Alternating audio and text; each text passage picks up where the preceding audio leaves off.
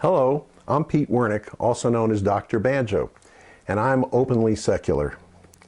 When people ask me about what's my religion, I like to just tell them I believe in the golden rule. That is, I try to behave in ways that are good and acceptable, just like the way I like to be treated.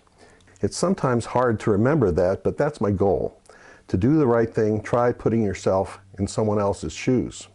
When it comes to theism, that is, an external, supernatural, omnipotent force that you can talk with, I'll go with Einstein on that one when he said, I don't have any use for that hypothesis. Growing up, it seemed a good and easy belief that there was a giant, all-powerful father figure you can't see, but you can talk to, who makes sure that all goes well. By the time, though, that I was in my mid-teens, that had lost all its plausibility to me. I didn't make a point to challenge people who worshiped God. It just seemed too harsh, as well as futile, to want to take that away from them. Some people really do use wishful thinking to marshal their forces and deal with life's blows and losses and uncertainties.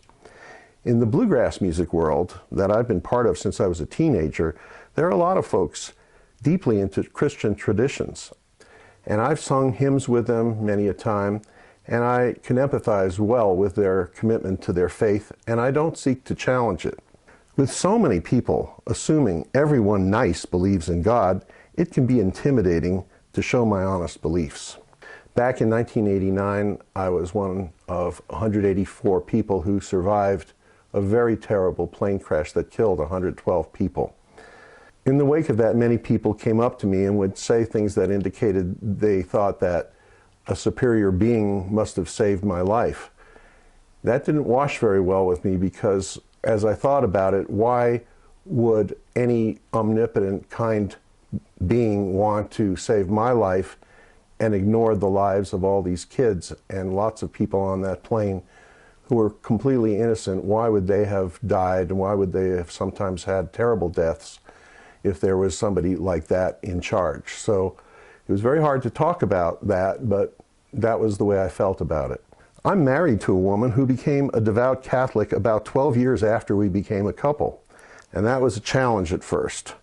But we've stayed together for 46 years now and are very happy about it.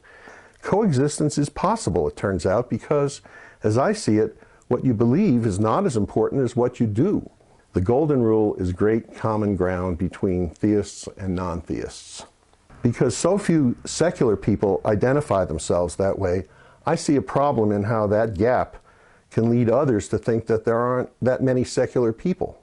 We know from scientifically done opinion polls that we are actually a large and growing group, but we are so often silent for fear of unsettling other people.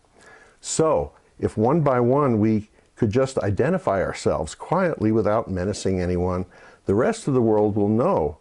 They'll eventually catch on that a lot of people find theism not useful while striving to live good lives helped by their experience and the wisdom of many traditions. I sincerely hope that my coming out, as I'm doing now and as I've done in the past, gives a little bit of solace to like-minded people and maybe some encouragement to do it yourself.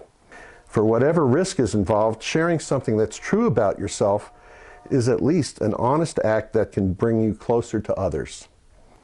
The truth can hurt sometimes, but it is the truth, and sometimes people don't mind it at all, and they just might agree.